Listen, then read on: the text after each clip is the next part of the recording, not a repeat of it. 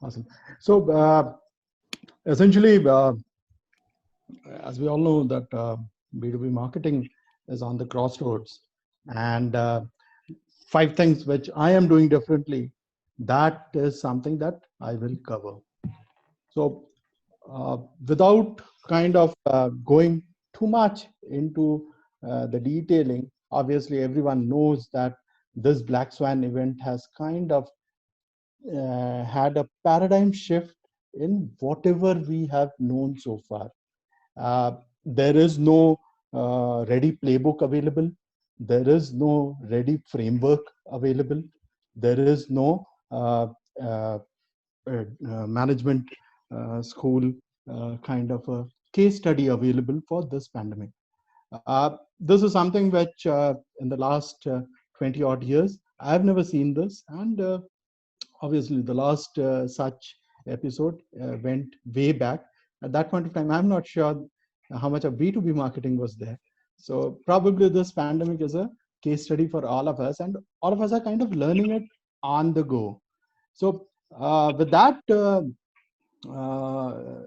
hypothesis in mind, let me try and bring to you why it's so critical. What has shifted in the last 90 odd days while we are there in the pandemic? What has changed?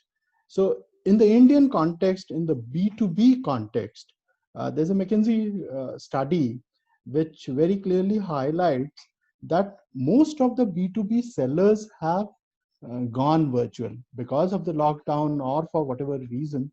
Close to 56% has gone virtual, which essentially means they are using video conference or tools like Zoom, or using phone to uh, close the deals or discuss about the deals.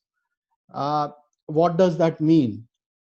And I was surprised by the number. They have interviewed close to about 400 odd companies, and most of the leaders have actually said that this is true. What surprised me was that this number is the highest in the both APAC region as well as globally. This number is highest, and so that essentially means that there has been a paradigm shift, there has been a fundamental shift in the last 90 days. So if you actually just take a step back, B2B sales have almost every time it is largely, so far, of course, it has been largely face-to-face selling. There's a lot of relationship building exercise. There are multiple decision makers. That was the traditional scenario. In the new scenario, is the traditional model dead? No, I'm not suggesting that. What has happened is there has been a very fast disruption that has happened. Uh, Almost everything has, there's been a massive shift towards digital, towards remote. So if your B2B seller is actually going remote, going digital, if your B2B buyer is going digital, as a marketer, how can you be behind? And so, as a marketer, as a B2B marketer, we need to reinvent ourselves. And that's what I have done. And the next couple of slides actually articulate whatever the 5 things that I have done differently. I have structured it in 2 things. One, what is the sort of unlearning that I have done? Again, Happy as a B2B marketing team, what have we done differently? I've also included what is one new thing that we will do in the next 90 days. And on the last slide talks about, on the personal front, what are the new attributes, what are the new skill sets, what are the new qualities that I am gunning for. So that's how this presentation is structured. Let me move to the first one. Now, for my first takeaway after COVID happened was that we have got to unlearn all historical insights. So which means whatever was relevant probably 100, 120 days back is no longer relevant. The context has changed, the prospective buyer is facing a lot of challenge, and hence the messaging, the content has to change dramatically. So what did we do differently? We went and interviewed close to about 200 CFOs, and we collected fresh insights. So post COVID, what happened? What happened in the finance team? How did the IT teams react?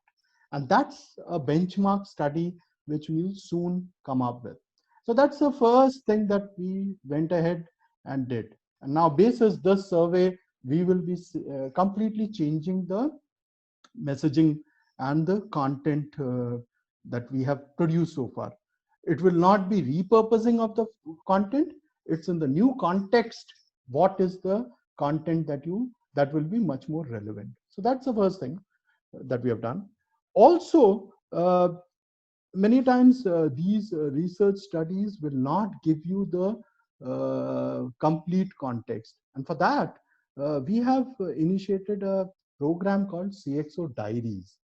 What we essentially do in that is, it's a thought leadership session. It's a free-flowing kind of a session where we get to know what are the leaders saying or feeling, or how is the CFO dealing with the situation.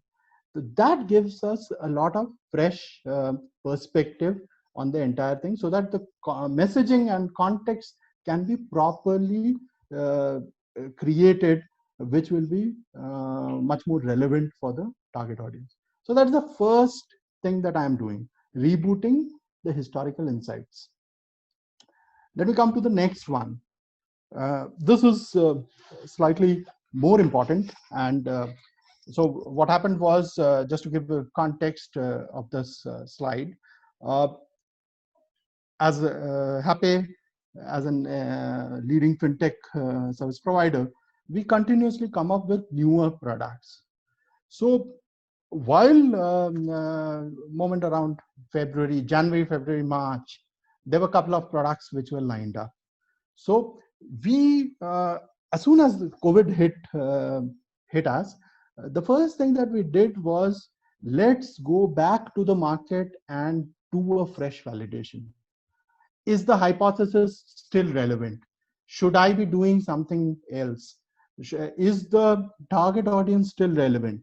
So in some cases, for example, we figured out that manufacturing, yes, there is a need, but they won't buy for the next 1.5 to 2 years. And hence, the value proposition itself, or the target segment for the new products went through a huge change. We also did, and here is where qualitative feedback was very important. So we did a couple of product discovery workshops with the CFOs to understand whether my product in the new context is making sense or not. In the old context, yes, it made sense, but now in the new context, is it making sense? We also went to the channel. It is not just the CFOs or the CIOs. The channel is very important. So we went to the partners, we went to other resellers who actually gave us insights in terms of, is there a possibility? Is there a market still within that? I mean, earlier, yes, sure, it was there, but in the new scenario, is it still there? So that is the second big thing that we did within the marketing team.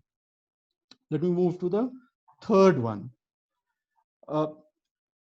The third one, again, as we all know, there are three kinds of media which is available: owned media, then earned media, and paid media. So as the marketing budgets are shrinking or it is getting freezed, what is very important is that we go back to the owned media, where we have much more control. You also have the earned media, but you don't have control over that. And that's why this is very important. So what we did was, in the last 2-3 months, we have completely revamped our website. if you actually see the site, it is a lot richer compared to what it was 90 days back.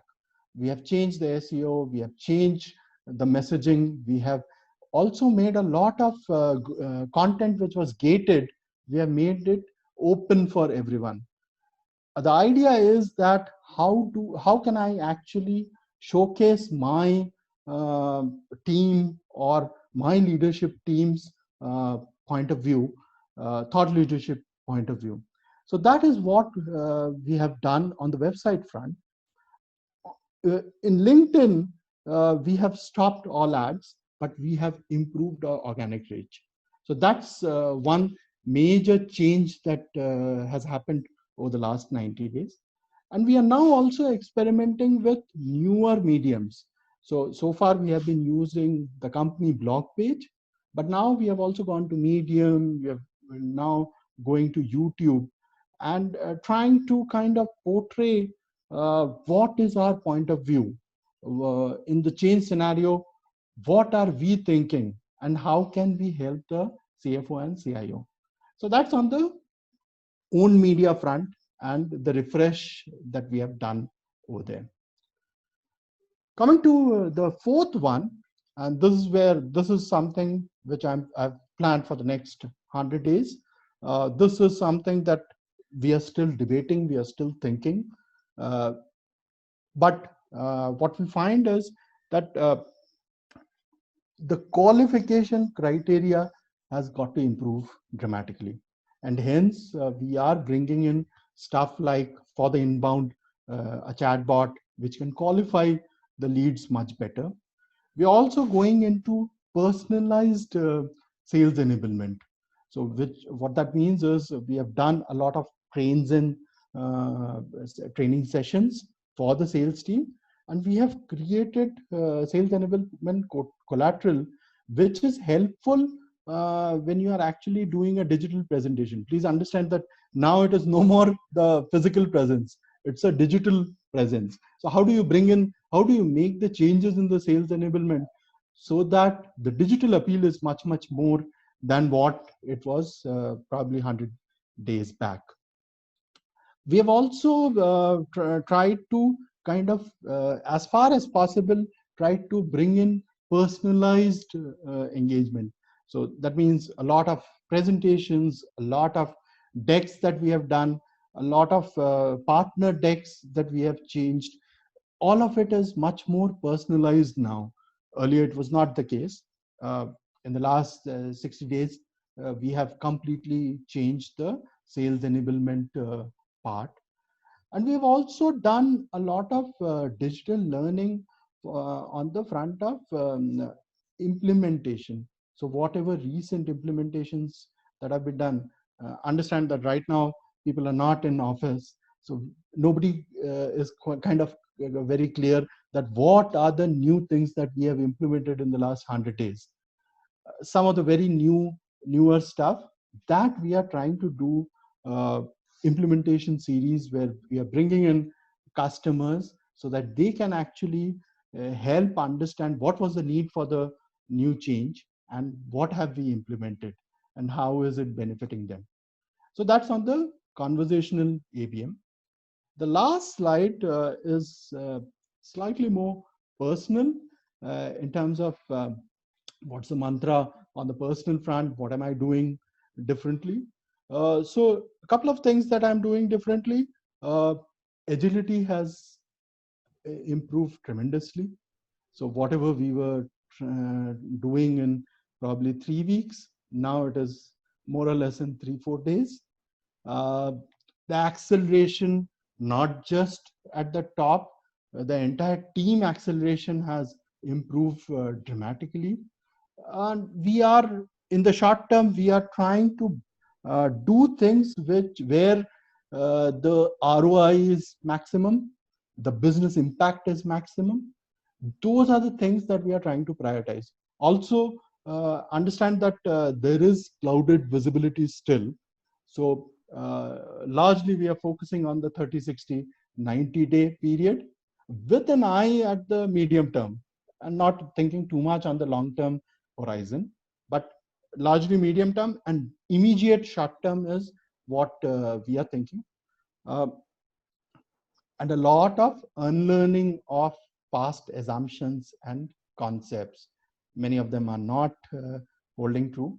So learning new things, unlearning the old things, and better time management. That's on the personal front. So that's my last slide. And thank you for patient listening. Thank you, Tuhina. First of all, I'd like to do a namaste to everyone, right? Our traditional, very old Sanskrit term, which has so much of meaning during this COVID times, right? Of not really doing a handshake, but following a way to greet everyone with our, our hands folded. Um, One of the best things that our Indian tradition has that I wanted to quickly bring up before we get going into our key topic of the 5 things that we're doing at Trend Micro, and we're probably going to continue to do differently during COVID times, right? Thank you, Tuhina, for the introduction. As you all know, I head up marketing at Trend Micro for India and SAARC. And just quickly moving on to my first slide. Okay, so the first slide I wanted to quickly talk about mainly content marketing, right? How we need to keep our marketing aligned with a purpose and deliver it differently. So the key things I wanted to highlight specifically here is not about just pushing the marketing messaging right into the market, but it's about being visible with the content that we're producing now. Every other day, there are several webinars, the webinars across the industry, webinars from competitors, um, so much of content. Everyone's giving away free trials, but what really makes us stand apart, right? So we're paying a lot of attention to ensure that we are visible, right? And not just that, we're trying to work towards building a human connection, right? This is the real time for us to build that virtually. Obviously, since we're not having in-person meetings or events, we're still finding a way to connect and looking at more content that is relevant, that can bring in the visibility in the market.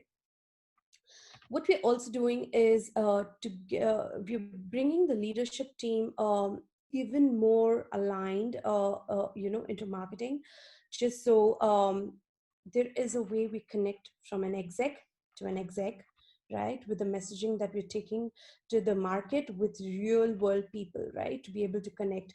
So a lot of our execs from Trend Micro, if you've noticed, are even more active. They were already active via social media channels, but during this COVID times, we find them putting in an extra effort to be able to connect with the end customer with more relevant topics to fix some of the key issues, right? And to keep them engaged, to provide them with the key content visibility, right? So that is the key thing that I wanted to bring it up during my first point. Moving on to the next slide. Is to be able to lead our customers with empathy, right? This is the time when we have to listen to what our customers are looking for, what their key challenges are, right?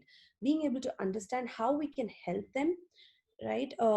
That is the key thing. We want to be able to give our ears to be able to hear what they need rather than just keep pushing our messaging into the market, right? Some of it worked before COVID times, right? But especially during COVID times, all that is planned prior to that has almost gone flat in terms of planning and budgets and all of it, right? It could be from the marketing end, it could be from the strategy end, it could be from the finance end, it could be from any division of the organization. But we all know clearly that what was planned during the beginning of the year is no more the situation for the rest of the year. So the similar thing applies to marketing and messaging and how we're going to tweak and take that to the market. The third thing I wanted to highlight here is to review our email marketing, right? we are no more aggressively just email marketing, right? We're finding a way to see how we can contribute to it, how we can bring in some of our key customers to speak for us, building those really lovely case studies that we can take to some of our potential customers, right? This is more just to lead and support some of our prospects who are in need of some of our products, right? And who need added guidance, who might need added insights, right? So we are getting our customers to speak and share their key learnings from what's happening, what is happening from the day-to-day backend systems, in terms of stepping up with their security. It could be securing their data centers, working virtual, securing their emails, securing the gateway, securing all of it, right? So that's the thing about stepping back from being able to just sell our products and sell our messaging as a whole, but rather just understand what the customer needs, give them a longer free trial period so they can actually try our products firsthand before they even get into it, right? And giving them a good price point that they can start off with, right? So these are the different things that we are doing from Trend Micro step up during the COVID times. Moving on to the next point, I wanted to quickly bring up, how we need to start thinking human to human than just a business to business, right? It's not just about giving a product and getting done with it, right? It's about how we need to dig even deeper from the marketing end to see even within our products, how are we going to take it to the market, what is more relevant, right? How are we going to be able to connect to our customers with our messaging? It's about building some of the strong technical content to a more marketing terminology to be able to take that for basic understanding, and giving some of our key customer references, right? Getting our execs involved on some live panels that we can discuss about. Those are the key things that we are actually doing during this COVID times. We're also trying to get, take out that time to understand what is needed, right, for the customers, what are the key problems that they're facing, right? And address that rather than just being a sales engine. So we are looking to reinvent and repurpose the whole messaging, as Shashwat just spoke about during the previous session, about how agility is the king, right?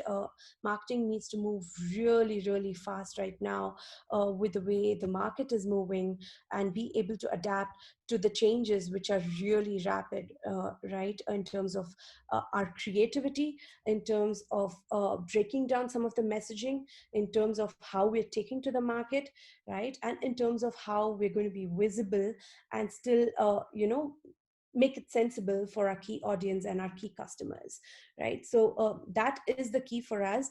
And we are constantly reinventing and repurposing with what we are currently facing with the COVID situation. The other point I wanted to highlight here was how we need to start deploying the design thinking, right, to help companies deliver innovative digital offerings.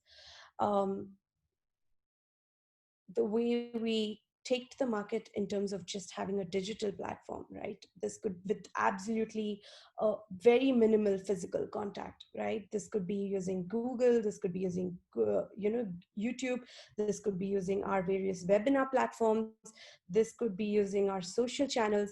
But how we're going to really work towards designing and deploying some of our digital initiatives, right? And thinking digital.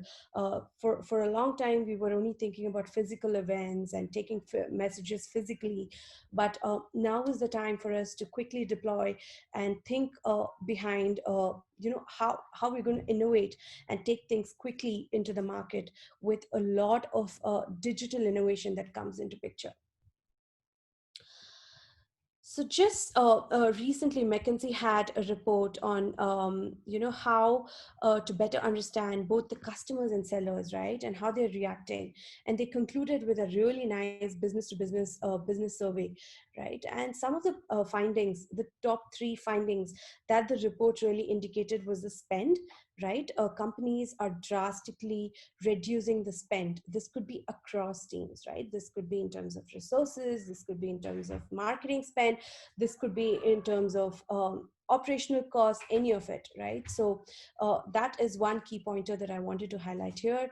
The second one would be going digital, right? A lot of us never thought digital would take over, a lot of physical stuff, right? But now we're thinking almost two times, three times more in terms of the importance that we're giving, and the importance that even our customers are giving, right, to some of our traditional sales interactions, to some of our digital platforms, which previously even our customers were not reciprocating to, right. And the third thing is the remote working, right. How beautifully at the customer end and the vendor end, we've all adapted to working remotely, right. Over 90% of our sales has moved to working remotely, delivering messages via video conferences, doing it via phone, doing it via a lovely web sales model, getting our solution engineers integrated. The entire sales life cycle right now is all working remote. And this is probably working equally or even more effectively, right, as a sales model, even before COVID. So these are the three findings that McKinsey had, which is so beautifully laid out. And I do have a link to the report. When you all have the time, please do feel free to go click into the report and get access to some of the findings as well.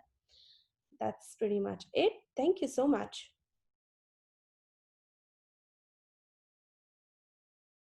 Thank you, Tuhina.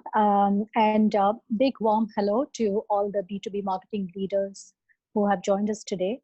I'm absolutely passionate about this field. So the virtually is just great to, again, engage with this community and share with each other how do we navigate through these troubled times and how do we reinvent B2B marketing for all of us. So the one thing about speaking last is that maybe some of the points I talked about earlier. So you may find one or two repeats.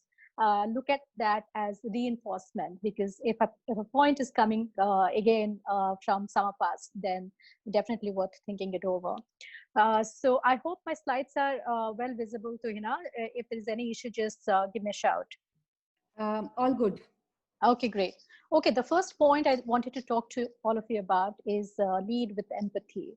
I think the value of empathy has been more than ever, more important than ever during these times. To quote one of our most admired business leaders of current times, Satya Nadella, he even believes that empathy actually can let you even lead your business in a cutthroat competitive space. It can actually trigger innovation. And I couldn't agree with him more. And what I would say is that while Nithya did touch upon that, is that starts with probably the empathy of all of you as leaders. The empathy has to come in not only in your interactions with your teams, but also with your partners, your agencies, your customers. I think all of us understand that the world is brutal, and during these times, even though some companies have had very good policies in the past, but if some segments are completely getting wiped out, if some companies are completely getting wiped out, then there are many job losses that is happening, and that's impacting the entire value chain. So for all this boutique agency which is helping you with your content marketing, that wonderful creative talent over there is not even sure about his or her job. And that's the reality of today. Same thing about your own team members. Yeah, all of us are juggling on the personal front and on the work front. I remember pre-COVID, work from home used to be for leading a more balanced, bringing more balance to work and life. But today, when I talk to many of my colleagues, people say this is like endless video calls, chats, conversations, and it's actually tough. The the personal and professional boundaries have absolutely blurred. So let's be empathetic about it, and let's understand that all of us are human beings finally, and while we are doing the best at work, there are many other things which may be impacting us emotionally and psychologically. And if we bring that softer aspect to our engagement, we will see that in fact our teams are more productive, our agencies are a lot more uh, loyal and bring much more better good work even during these times. And last point on this will be, I think even pre-COVID, mental health as an issue was coming over as a main topic of discussion, even in the world of business, and remains more important. So what you are doing as a leader to care for the health of body, mind, and soul, not for just yourself, but people you work with, is going to remain very important. So that's my first point. I'll switch to the second one, and I call it soulful storytelling. And I think this is music to the ears of B2B marketers. As both the co-panelists have already said, there is overload of content. Every day there are webinars. There are plenty of content being rolled out, tons of videos, tons of different messages, animations, white paper, no dearth of it, right? So this space is also becoming extremely cluttered. And while we all as B2B marketers have taken pride in actually excelling at content marketing, probably we pioneered that. Right now, and I know many of you may be already doing it, because while we speak to the rational decision makers, the C-suite, the business decision makers who look at all kinds of rational matrices, we do know that the emotional aspects in the content that you're selling is equally important, because that builds a connection with your target audience. So again, it's like this is the time where you need to amp up the EQ again in most of your content to drive better engagement, better loyalty, and in fact advocacy.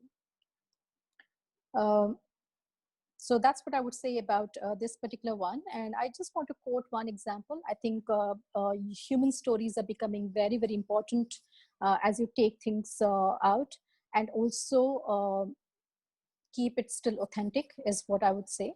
And just to quote a small example, for us in Sterlite Power, talent is a big stakeholder, and therefore internal communication is a big part of my portfolio as well. Because though we are in the power industry, 60% of our talent is outside the industry. And it's a deliberate decision, because we believe that only if people come from different industries, be it telecom, internet, technology, FMCG, etc., they will bring a very different kind of thinking. And since we are innovation driven, that has really worked for us.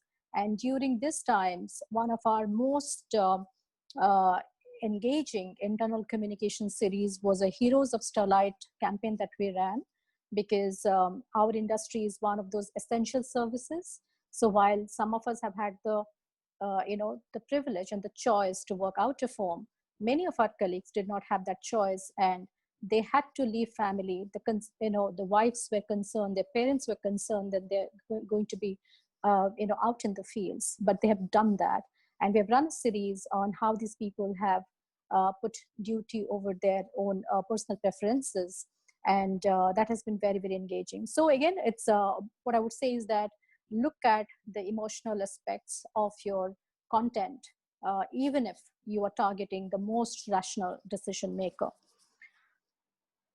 To go to three, it's one of my favorite subject. I think better than, probably this is just the right time for two of the T's to tango. That's talent and tech.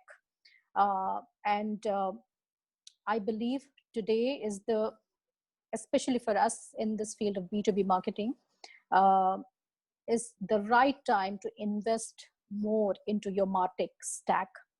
There has been a nice joke that has been viral on WhatsApp saying, who drove digital transformation in your company, your CIO or COVID? And I think that has been doing some rounds. But truth be told, COVID has forced many industries to embrace digital like never before. And even high touch industries, and we see these visuals of as restaurants come back to business, etc., how they're using robotics and other technologies really to still minimize human touch. So that's the future, right? And all those decision makers within your organization now understand that tech is going to remain very, very integral uh, beyond just digital. And so the willingness within your organization to approve and invest in all kinds of technologies to amp up your game of marketing, be it AI, be it ML, be it virtual reality, all of that is today more, going to be considered and approved probably a little more easily compared to the previous earlier times. So this is the best time for all of you to really look at those MarTech stacks that you need to make yourself even more efficient. Also, the reality remains that given many industries are sort of going down or seeing declining trends, the budget part is going to remain an issue for many industries. And during these times, be self-sufficient. Make sure that you can invest in talent to have those critical capabilities that you need for your business to be competitive. Build that in-house as much as possible. We have taken the last 3 months to do so for 2 or 3 areas, especially in the field of content creation, creative, even video production in-house, and of course a lot of writing, while we do tap a couple of specialists, but that has also come in-house. And wherever we have seen that talent was sort of on the fence, they have been trained to further upskill themselves and develop new capabilities. So that's what I would say, and invest in tech so that talent can harness technology to be even more effective in the times to come. Next one I'll talk about is value and values. I think always as marketers, we have seen what is the value you bring to your customer. That has always been central to many of our strategy and decision making. And today we live in a world where is the era of conscious customers. So it's not just about what value you bring to them, but what are your values? Yeah, are you a corporate who is responsible, ethical? Are you damaging the environment or lowering your carbon footprint? Are you dealing with your supply chain in an ethical manner? All of these things matter to today's customers. And while there are many examples probably in the B2C era, I think the same exists even in B2B. And I'm very, very privy of the fact that even investors today and big fund houses today actually look at some of these dimensions before even they make those investments into your company. And this is going to remain extremely important. It's no longer a thing to do to look good. It's actually something which has to be very, very innate. And marketing, I believe, has to take a lead in not only defining those values, but also bring it out in an authentic manner to the external world. And the last point with which I will end is it's time to build purpose-led brands. And what I would say is that earlier, I think businesses used to exist for half a century or like decades altogether.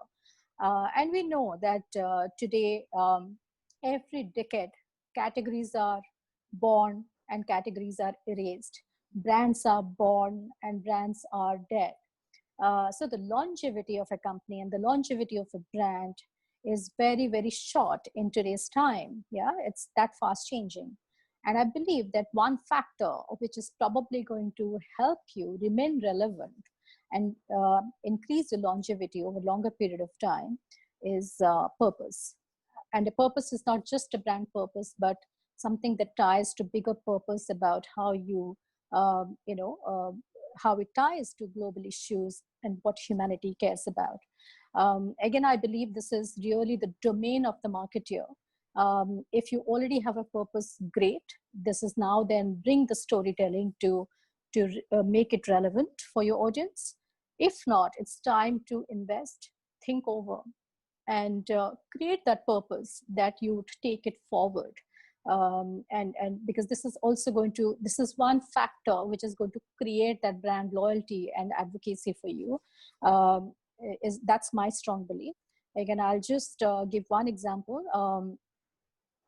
I think even, I'm personally pretty excited about the SpaceX development in the recent times.